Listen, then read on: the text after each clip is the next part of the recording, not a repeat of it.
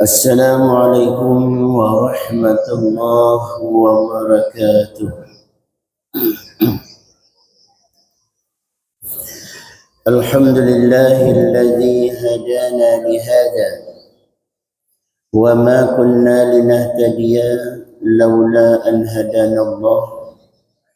أشهد أن لا إله إلا الله وحده لا شريك له، وأشهد أن سيدنا ونبينا محمدا عبده ورسوله لا نبي بعده.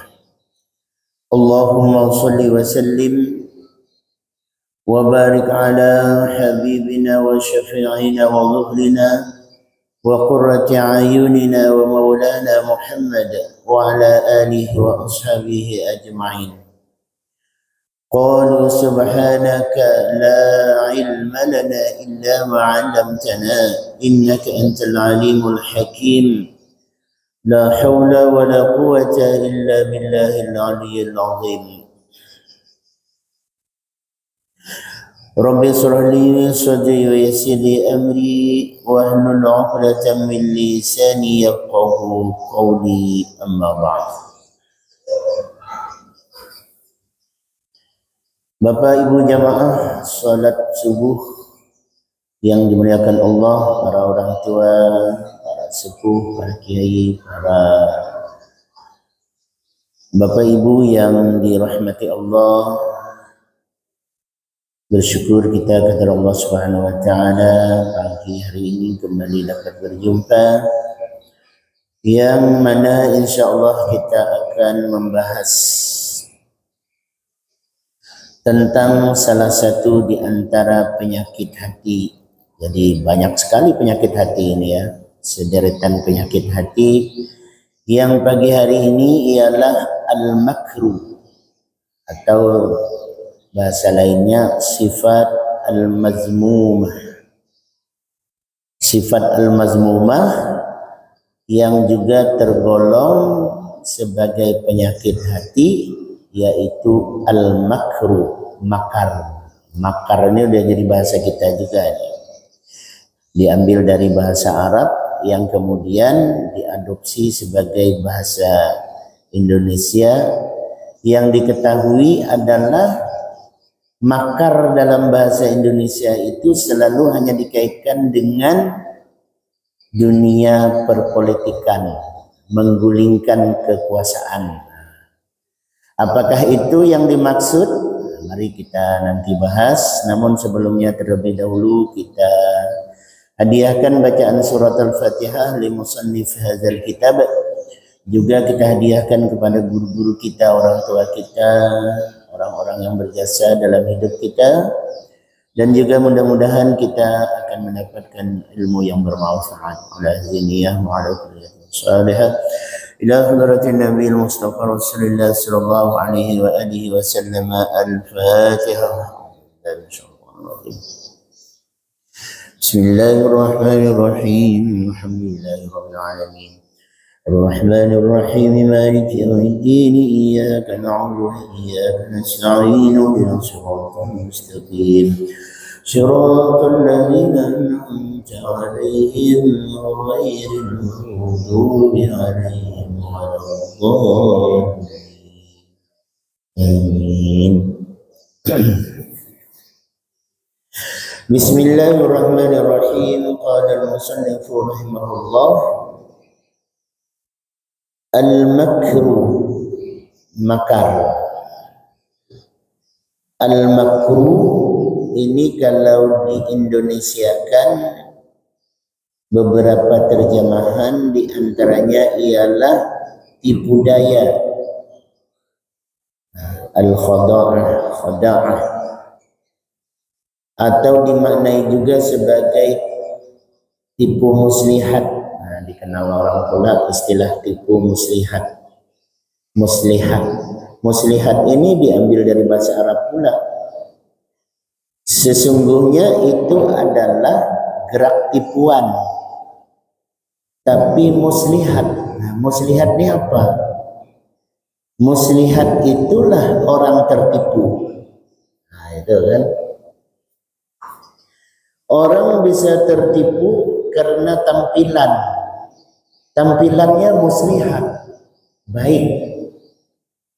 Nah itu, jadi tertipu dari tampilan yang terkesan tampilan itu orang baik. Nah, ya tentu orang baik itu bisa dilihat dari tampilan, fisiknya, pakaiannya, begitu ya. Fisiknya bersih, orangnya begitu kan, tidak kumal, kelihatan orang ini orang yang merawat diri. Nah, gitu. Beda orang yang perawatan dengan yang biasa kayak kita. Orang yang perawatan itu glowing. Itu. Tampilannya, pakaiannya begitu kan. Rapi sekali. Dia mau contoh apa nih? Contoh tampilan pejabat. Ya. Dia mau menipu, datang ke rumah, tujuannya menipu, menghadap kita umpamanya dengan pakaian yang meyakinkan, pakaian dinas pegawai. Kita tidak sadar ini dinas pegawai datang hari Sabtu gitu kan, rumah kita umpamanya. Padahal hari Sabtu mana ada dinas begitu. Nah, kita dari tampilannya sudah mulai tertipu nih. Umpamanya dia mau pinjam duit, anak saya lagi sakit katanya di rumah sakit ini nih, maka mau harus ditebus nih hari ini juga, mohon maaf ini nih saya, macam-macam lah. Dari tampilannya kita tidak kenal dengan orang ini, tapi tampilannya ini sepertinya cukup meyakinkan. Nah, di situ muslihatnya itu ya. Muslihatnya itu di situ. Muslihat itu kan dari kata-kata salaha, muslihun, orang yang baik gitu ya. Soleh kalau dalam bahasa agamanya, dari tampilannya. Bahkan ada yang berani dengan tampilan orang-orang alim. Tidak mustahil pakaian yang selalu dipakai menurut kita ini adalah orang-orang alim, dia berani pakai itu.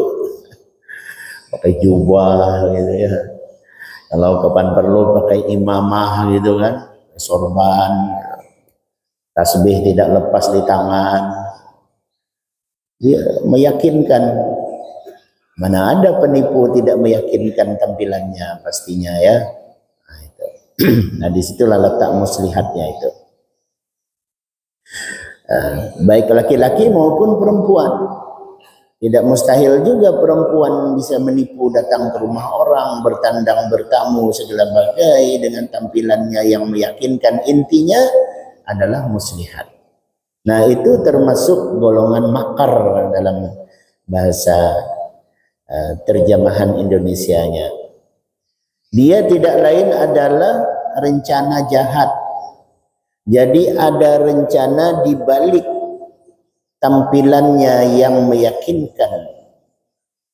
Nah itu. Oleh sebab itu kalau kita bicara lebih panjang tentang penipuan ini, apakah itu yang sifatnya dari tampilan karena dianggap orang ini bisa tertipu dalam perjumpaan, atau bisa juga melalui ucapan, apalagi kalau dibumbui dengan, bukan dibumbui malah, ini malah kalau mau disebut bumbu utama ini, hipnotis apa namanya itu. Itu kan. Bahkan yang mengerikan lagi kalau memang itu betul, orang bisa terhipnotis dari gelombang suara. Ini kan luar biasa, gelombang suara. Karena suara kita ini kan memiliki gelombang, ada nada. Nah dari gelombang suara itu bisa terhipnotis. Nah ini orang bisa terhipnotis dari jarak jauh. melalui telekomunikasi, sekarang ini pakai HP kita, Android kita, begitu ya.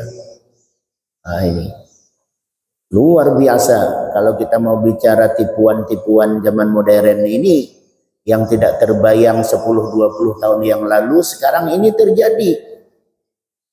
Nah, itu gelombang suara itu bisa. Orang terhipnotis.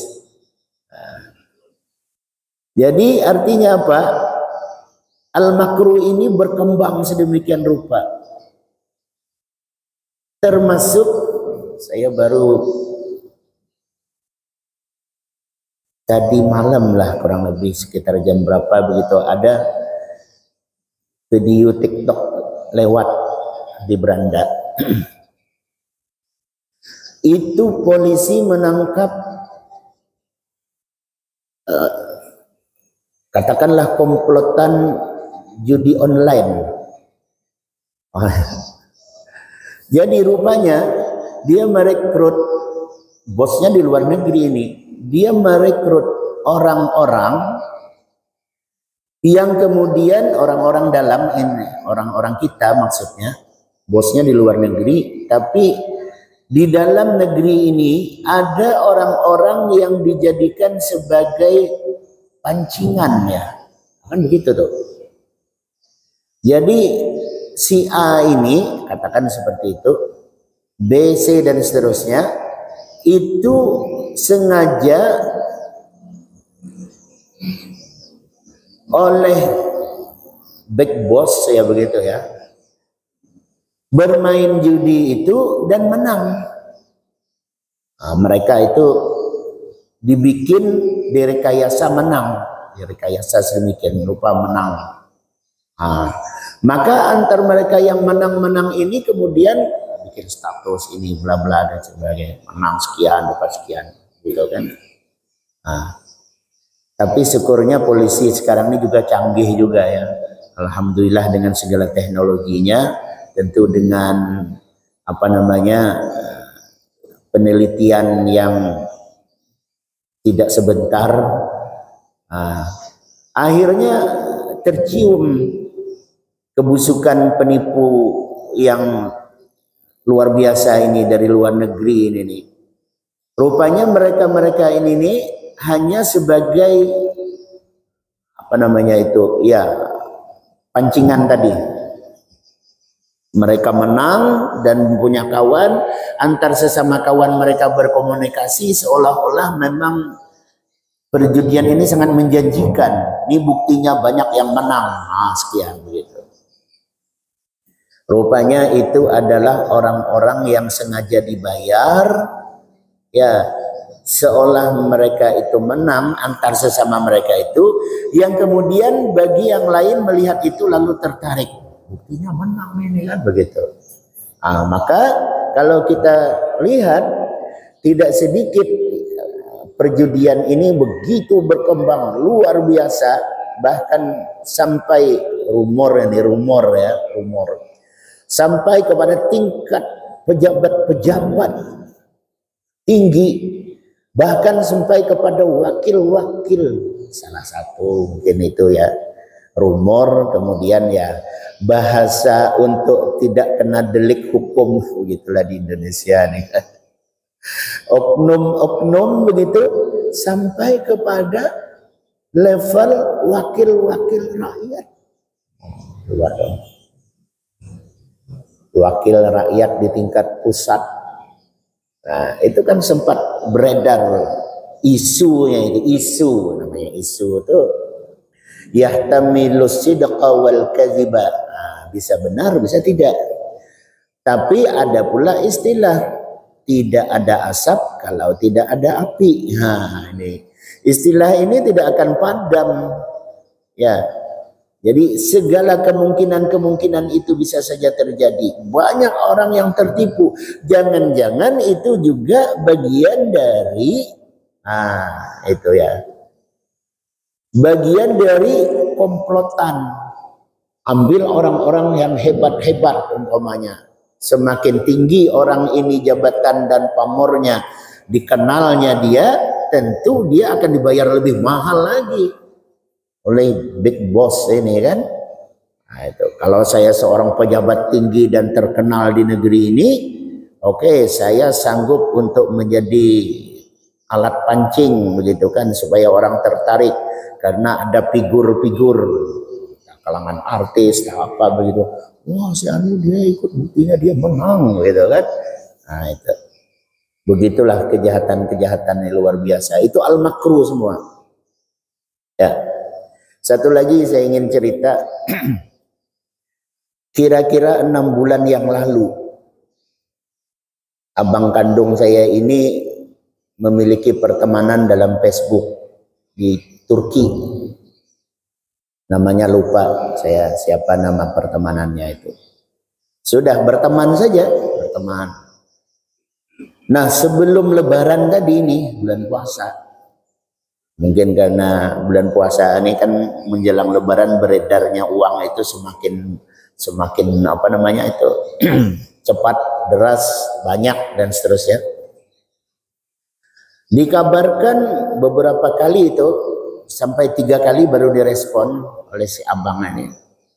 Dapat berita, baik itu dikirimnya melalui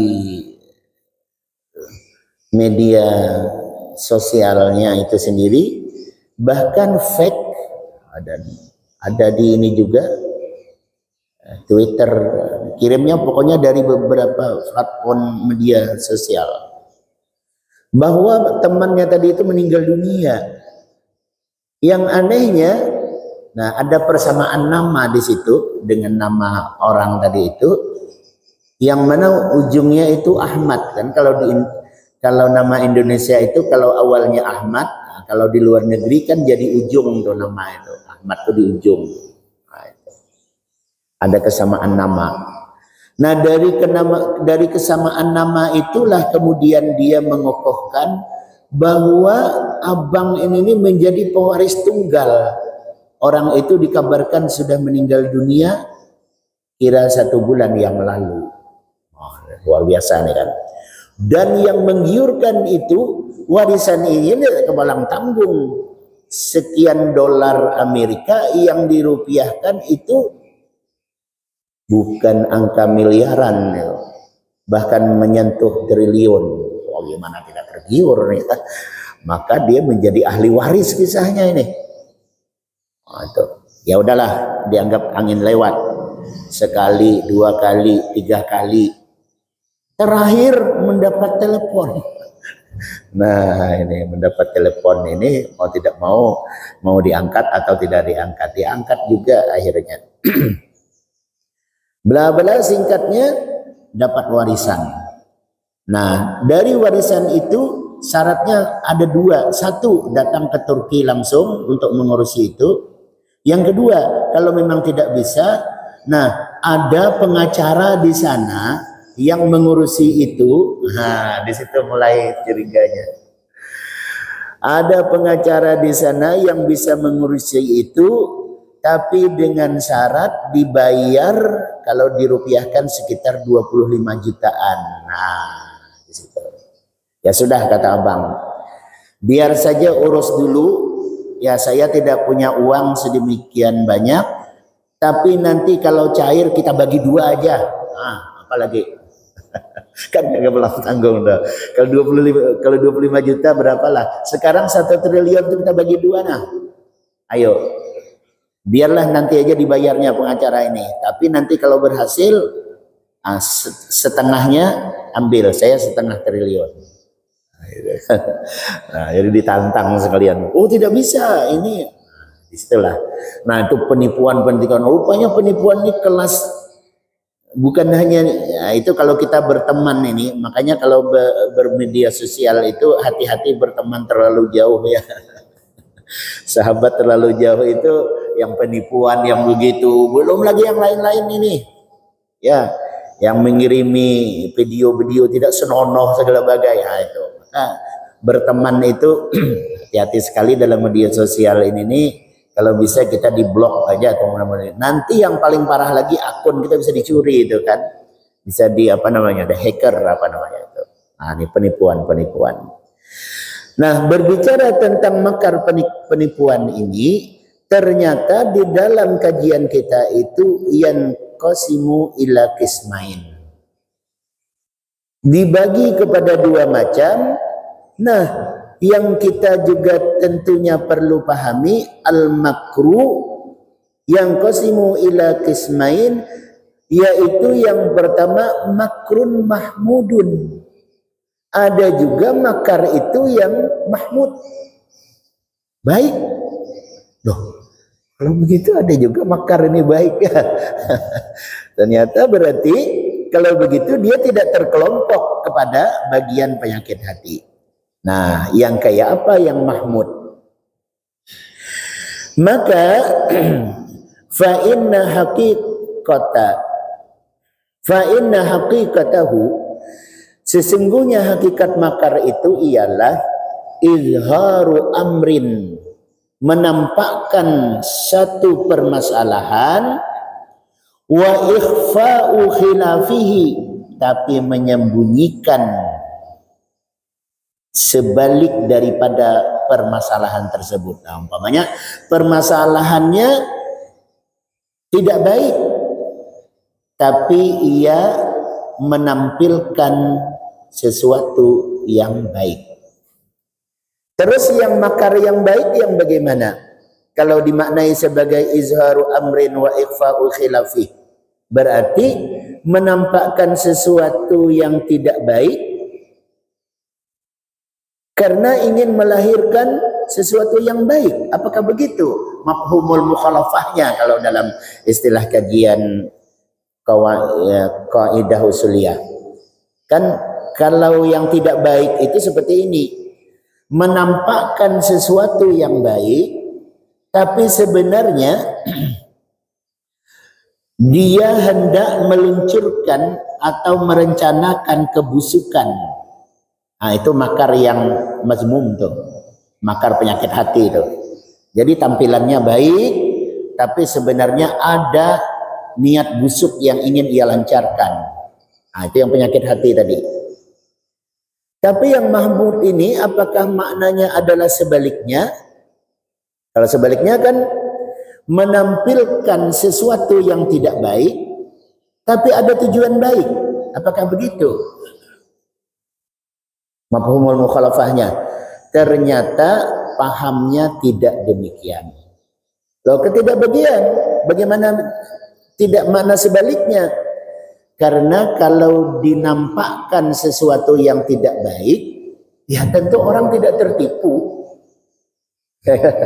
Ya, dari tampilan aja sudah mulai tidak baik begitu kan. Nah, orang bagaimana bisa tertipu kan begitu. Nah, tetapi ada lagi. Ada sesuatu yang terkesan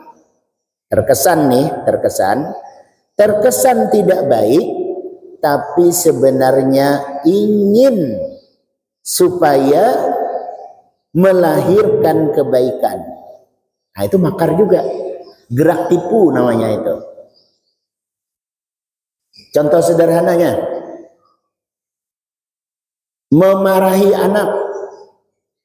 Kalau istilah di kampung tuh umpama mandi kelamaan nih, maklum lah air pasang dalam begitu kan. Tunggu cepat naik, sudah dari tadi 2 kali sudah ingatkan, belum juga lagi, asik juga main lagi. Yang ketiga baru diancam. Kalau kada naik juga ke rumah ya, mama bakal tutup pintu, kada boleh naik ke rumah. Ini hari udah senja dan ini. Naik ha. Belum bah lagi, mandi lagi tuh. Tapi jangan naik ke rumah lagi. Kan ancaman. Nah, ini makar juga sebenarnya ini. Tapi tujuannya baik. Berpikiran, iya nih ngelingkat naik ke rumah. Jadi ada yang sifatnya itu semacam izharu amrin wa ikhfa'u khilafihi, menampakkan sesuatu yang seolah tidak baik kan tidak baik tuh. Anak udah boleh naik ke rumah seolah-olah diusir kan gitu, tidak baik. Tapi ada ikhfa'u khilafihi, ada makna di balik itu yang ingin diambil kebaikannya. Apa itu? Supaya anak sadar. Nah, kan gitu. Nah, maka makar yang seperti ini yang menampakkan sesuatu yang terkesan tidak baik, terkesannya tidak baik, tapi ingin supaya anak ini menjadi baik. Itu satu contoh ya. Mungkin sangat banyak contoh-contoh seperti itu ya dalam dunia pendidikan. Bagaimana guru ketika ada rumus guru itu, ketika ulangan-ulangan harian apa mingguan itu, nilai anak ini lebih dipersulit.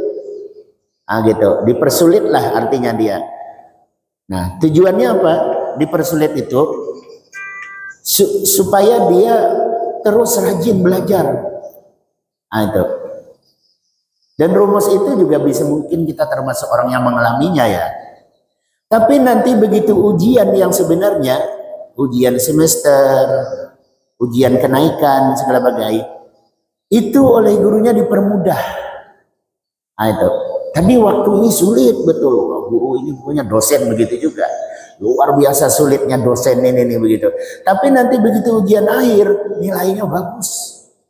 Perasaan aku banyak salah yang ngisi juga. Begitu dia benar, bagus nilainya, semua nilainya, gitu. Nah, kenapa tadi itu dipersulit? Supaya dalam perjalanan dia masih masa belajar itu, maka dia akan bersungguh-sungguh. Nah, kesungguhannya itu ternyata hasilnya tetap juga tidak terlalu memuaskan oleh guru ini nih. Udahlah, dia kan mau tamat juga udah nih, kasih aja udah. Begitu. Nah, seperti itu makarnya. Ya, itu strategi namanya ya, makar strategi. Nah, tapi kalau dipermudah sudah dari awal, anak belajar lagi dia.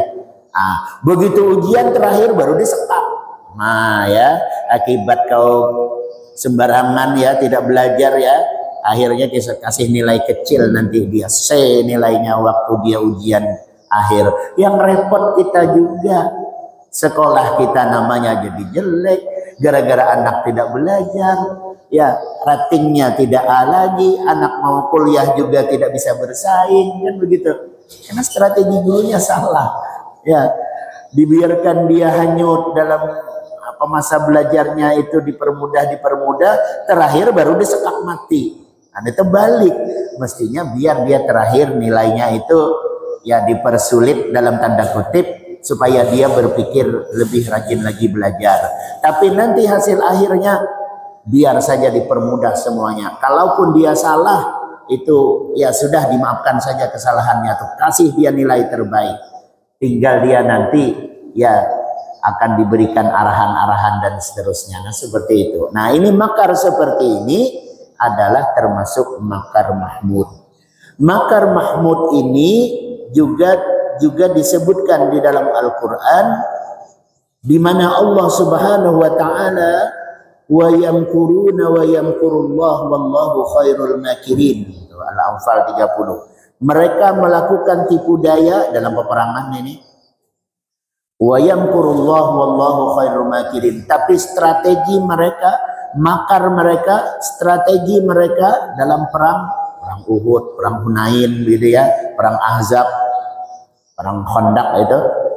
Wa yamkurullah, Allah memberikan makar kepada mereka yang lebih hebat, mampu melawan makar-makar kaum kafir itu. Wallahu khairul makirin, disebutkan di dalam Al-Qur'an.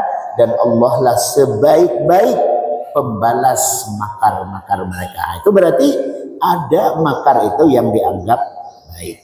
Jadi tidak semua makar itu disebut sebagai penyakit hati. Nah, karena belum habis nih kajian makar kita nih Pak Haji, tapi waktu kita sudah habis. Maka insya Allah sedikit menyambung pada pertemuan yang akan datang.